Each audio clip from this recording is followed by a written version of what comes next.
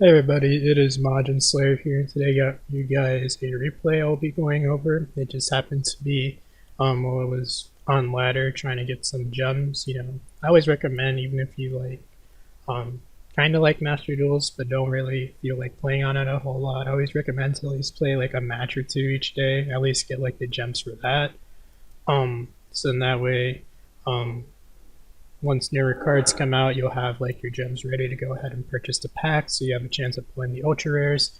But anyways, so the match I am going to be going over is going to be against Eldlich, as you can see here.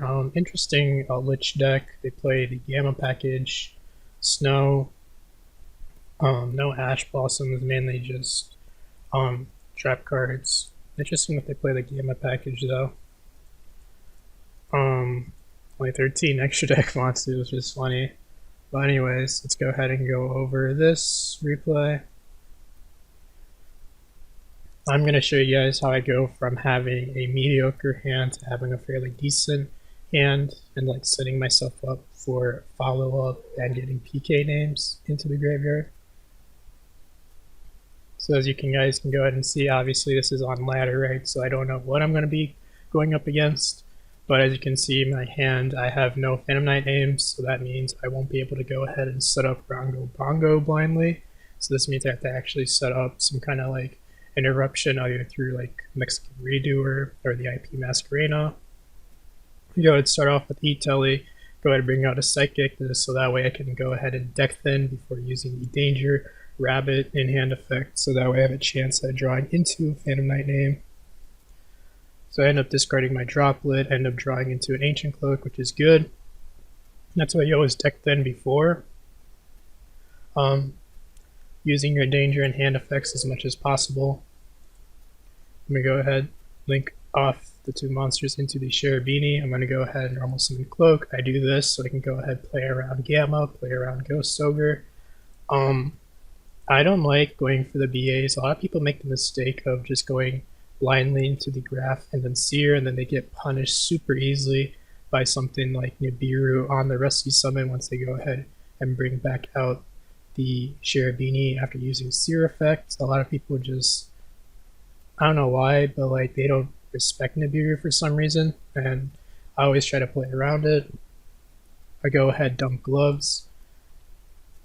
If you guys can go, if I didn't mention that, and then now, if they do Nibiru me on Rusty Summon, then I can just go ahead gloves, bring back out the Rusty by dumping a trap. Here I'm just going to go ahead Rusty effect, set up the Torn Scales in graveyard, and then set a Pod Blade just so that if I do get Nibiru'd in the middle of my combo, I can go ahead and still have interruptions during my opponent's turn.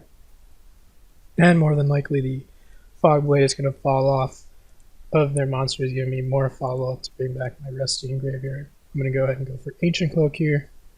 Trigger the Torn Scales in graveyard, revive itself. Go ahead and summon out the boots.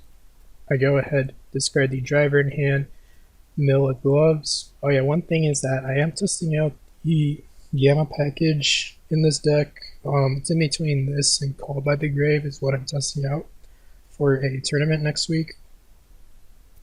It's like the Gamma package is interesting because you actually have quite a bit of ways to bait out a potential maxi. In this version of the game, or in this version of Yu-Gi-Oh! For this format, because the danger and hand effects, the emergency teleport, everybody just shotguns the maxi at that point, is what I've been finding. But it also is only at 2 in this game, and then you have to play the brick of the driver, so I'm just testing it out right now. We're going to go ahead and go into a break sword here. Rusty, go ahead, pop the break sword.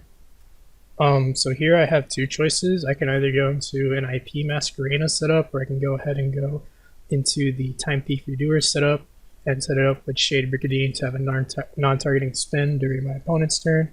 I decided to go ahead and just go with the IP Masquerena. The Redoer Interruption works very well with Nibiru. Like if he would have hand trapped me 2 or 3 times, I would have gone for like the Redoer setup. But since like he hasn't shown me any hand traps, I assume it's Eldlich, and I go ahead and go for the IP Masquerena setup. This is because, as you're about to go ahead and see here later, there's a certain way to beat Eldlich in this game by going for a certain setup with IP Masquerena. I go ahead and set the wings, so that way I can go ahead and have a break sword pop whenever I need to, and also trigger the torn skill spring out as a body for my IP Masquerena. He's going to start off with reasoning here. I go ahead and choose level 4 here. Fortunately, he does not mill card like any cards to graveyard. This brings out the Golden Lord. He's going to go ahead and use Cursed Outland effect here. I'm going to go ahead and chain the wings. Go ahead and use it on my Rusty. This is because I don't want him to add Golden Lord to hand, and then he's going to have to force me to like use my IP Masquerena effect and bait it out. Then wings on resolution, revive out the break sword, trigger Rusty, trigger Torn Scales. So just cutting him off from adding a Golden Lord to the hands.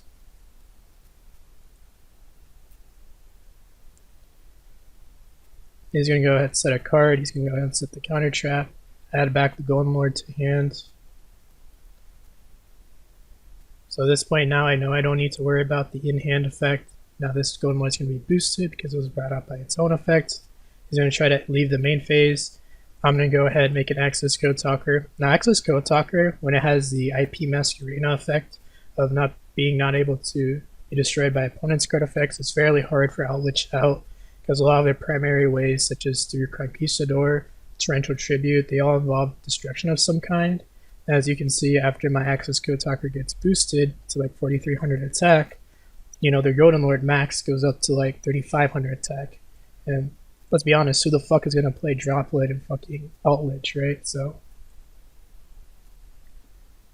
here he's going to go ahead swing into the Rusty, but thankfully it's protected by battle once per turn by the wings.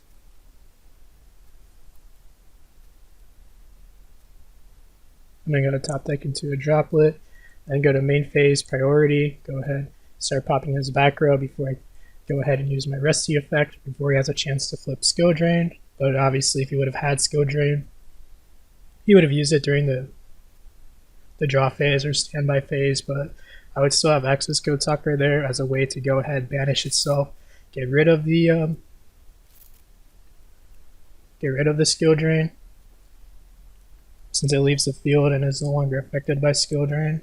And then also I top deck into another Droplet, so that way if he did happen to have another one, I could go ahead, and since he had Golden Lord on field, go ahead, Rusty effect, get it off the field, and then just try to play from there.